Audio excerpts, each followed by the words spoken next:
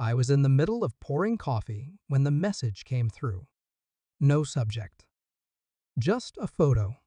My son, Jacob, 10 years old, is sitting alone on the cracked stone steps of a church.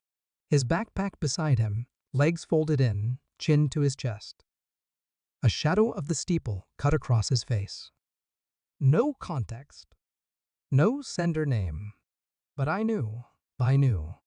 I always knew when she wanted to hurt me. I didn't run. Didn't call. I just stared. The spoon in my hand ticked against the ceramic, slow and steady, like the hand of a clock marking the exact moment something in me stopped. 3 minutes later, her name lit up my screen. You could have saved us all a lot of pain. $30,000 wasn't much for a father. Enjoy your lesson. She used the word lesson, as if abandonment was pedagogy, as if Jacob was a chalkboard she could scrawl her spite on. She had called 3 months ago, voice like sugar soaked in vinegar. Said her new husband Chad was starting a business. Something about crypto or consulting or whatever scam was fashionable this quarter. I told him you'd help, she said casually, like I owed her support for the man she cheated on me with. She said it with Jacob in the background, humming, playing completely unaware he was about to become collateral. I refused. Calmly, not out of anger, not out of pride, because I saw what she was really asking. She didn't want money. She wanted power. The next week, visitation got strained. Jacob seemed confused, distant. He said they were too busy to drop him off. Sometimes he'd call me from her phone late at night, whispering like he wasn't supposed to. Then nothing. For 2 weeks, silence. And then the church steps. That photo, that lesson, I didn't confront her. Not yet. She expected rage, accusations, a scene. I gave her silence. Instead, I focused on Jacob, picked him up from the church without a word, took him home, fed him, watched the way he flinched at doorbells, held him when he pretended not to cry in his sleep. He didn't ask about his mother, and I didn't mention her. But I documented everything. Every missed call, every message, every late pickup. Security footage from the church. Medical reports noting stress indicators in Jacob's behavior. I filed for emergency custody and psychological evaluation. While she posted filtered smiles with Chad, I was quietly building a case sharp enough to bleed. And then I found the receipts. Not just financial ones, though those helped. Digital ones. Messages between her and Chad.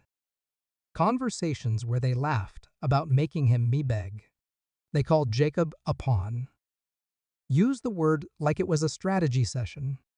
That was the last night I felt warmth in my chest. 3 months after the church. Family court. Polished floors. Sterile air. She walked in, dressed like motherhood, all pastels and pearls. Chad stood beside her like a mannequin who'd learned to smirk. They didn't know what I had. My lawyer handed the judge the file neatly tabbed, time-stamped. The judge barely blinked, just flipped pages like he was scanning instructions for a machine someone else had already broken. Then he spoke. Full custody awarded to the biological father. No visitation without court-supervised therapy. Allegations of emotional neglect substantiated. Her smile cracked. Chad tried to speak, but the judge raised a hand. I didn't look at them. Not until I passed by Jacob's hand in mine and paused just long enough to drop a copy of the printed messages at her feet. Not a word. Just that. She bent to pick them up. But Chad didn't. He turned away like he already knew what was in them. She followed me into the hallway after court. Voice trembling, mascara already streaked. I didn't mean to hurt him, she said. It was you. You made it impossible. I turned slowly. I looked at her like a stranger. You used a child, I said. Calm. Bear. That's not something you get to walk back from. I was desperate. You were strategic. I leaned in, not angry. Just final. You thought hurting Jacob would break me. But all you did was show a judge who you really are. She gasped like she might faint. I walked away before I saw if she did. Jacob sleeps peacefully now. No more checking the door. No more whispering. I don't speak of her in this house. He doesn't ask. Maybe someday he will, and I'll tell him the truth. Not to poison him, but to inoculate him. I've learned something too. Some people aren't broken. They're built wrong. And if you hand them a soul, they'll sell it back to you in pieces. She tried to teach me a lesson, but it was the judge who finally graded her work.